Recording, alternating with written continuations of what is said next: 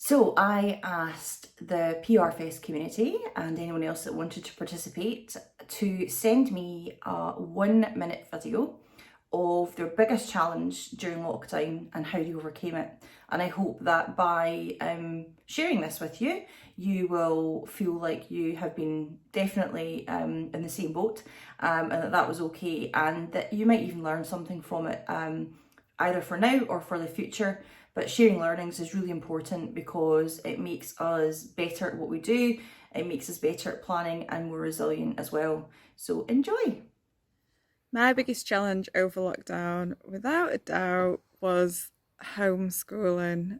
So I've been doing a master's. I was also starting to look for a job when I finished my master's, and then suddenly, boom! I had 2 children to school. Now, as a previous teacher, you would have thought it was pretty easy, but I'm used to dealing with secondary age kids, like teenagers, and so trying to teach an 8-year-old and a 5-year-old how to do stuff was just an absolute nightmare. And I don't think I ever really mastered it. It just eventually ended. So I'm going to say planning, or lack of. I'm a Virgo, so I like to plan, I like to be organised, I like to know what's coming next, and obviously sometimes even knowing what we're having for dinner that night was basically impossible. So George and I have always planned very, very carefully since we set up the business in 2005 in terms of cash, but really just knuckled down on cash management, so we understood what our position would be, making sure we were going to be able to pay our team. We're only 7 people, so we didn't want to furlough anybody, so really just got very kind of hot on that, so we knew we could cover everybody's salaries for at least the next 3 months and pay all our freelance suppliers. Got really close with clients to make sure that they would pay our unpaid invoices quickly, and that really gave me a bit of a sense of security, so that helped me with the whole kind of nightmare of COVID. My sort of challenge during COVID was I actually left my previous agency during lockdown. So I was 2 weeks into lockdown when I started up Authentic Comms, and had a number of different clients lined up, some close to retainer, that were in the hospitality world, so some breweries, hotels, restaurants, etc, etc, etc. And unfortunately, as lockdown affected them really badly, I wasn't able to sort of like progress things, but I just kept, much as I hate the word agile, and had sort of like changed the business plan, and just sort of like adapt as best I could, and yeah, luckily, touch wood, things are still going all right now, but just remember that even though you have a business plan in place, don't be afraid to sort of like change it. You never know what sort of things can happen. So what does the initial UK-wide lockdown mean to me? Well, I think I can quite easily sum it up in 3 words. Stark, surprising, sensational. Stark because 16, 18-hour days very quickly became the norm. We saw it unfold in front of our eyes before we then had to relay it to the nation day in, day out.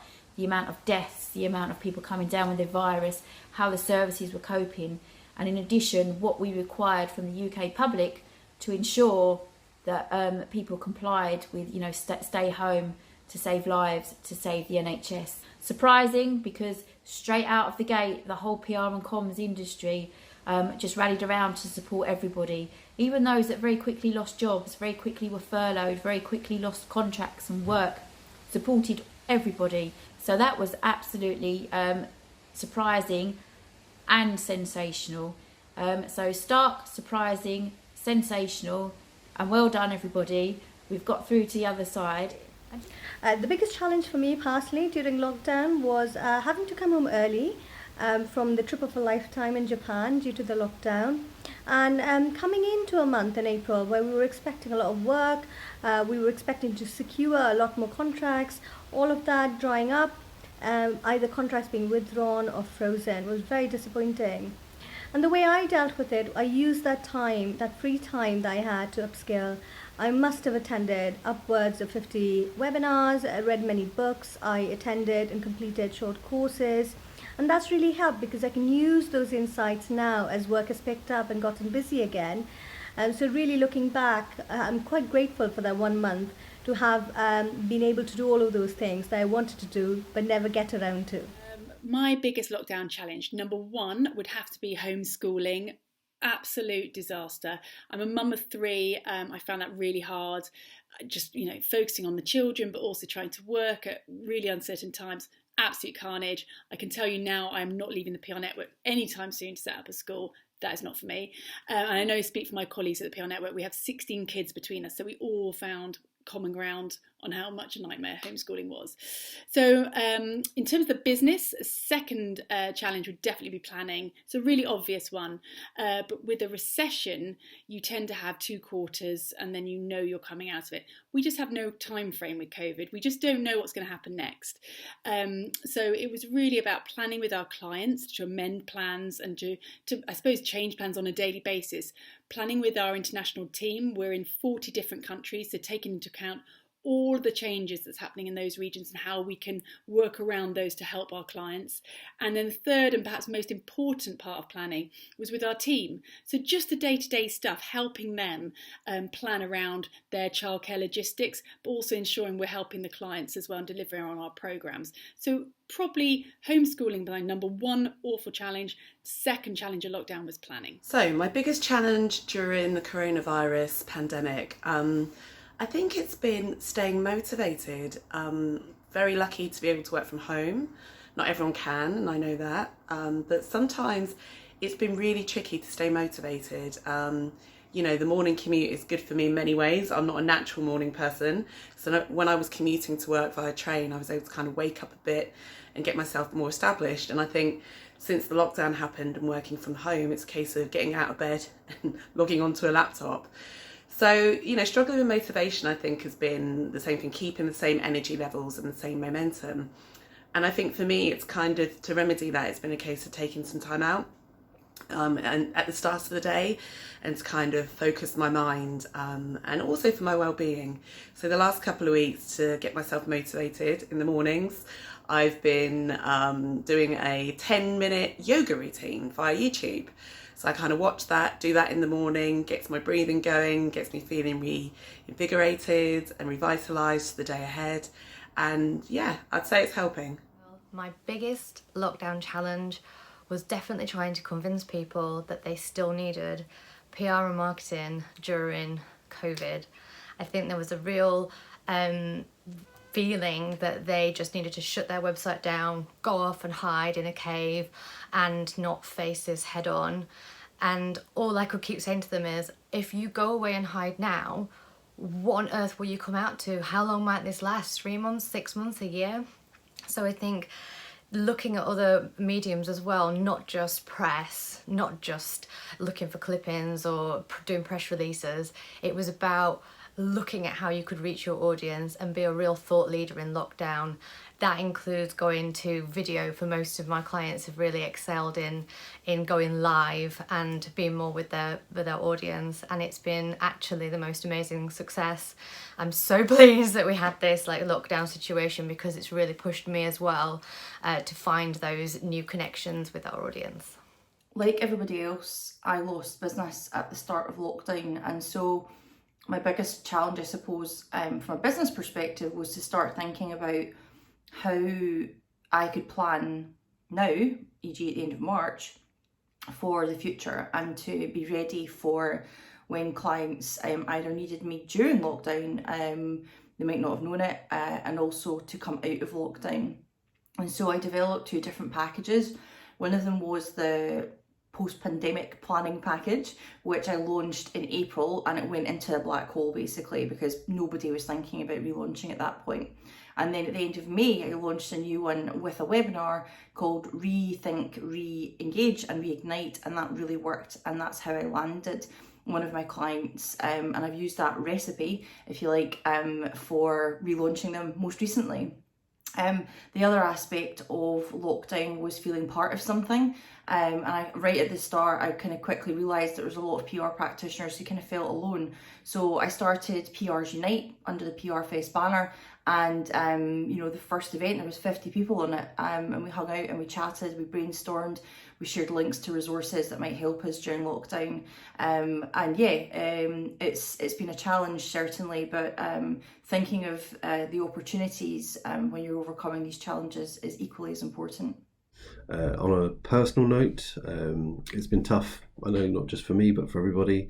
My mother was taken ill with COVID right at the start of the pandemic and was actually hospitalised. And thankfully, she was able to make a full recovery, which has been brilliant and massive relief. And I too have had to shield health-wise during this period due to several pre-existing medical conditions that I've had. And I'm not going to lie and say that hasn't taken its toll both on my mental health and just on my overall kind of anxiety levels. Professionally, I think,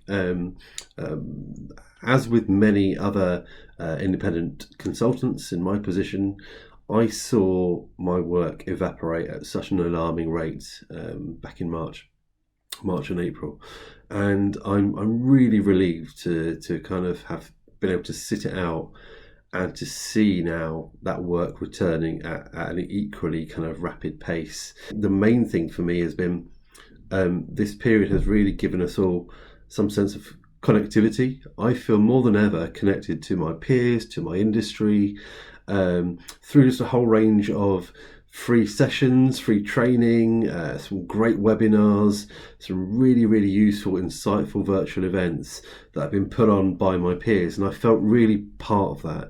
And I think if there's anything that we can learn from this, it's actually, we can all be resilient in employing technology and tools and just by picking up the phone, because ultimately we are all there for each other, and that's been brilliant.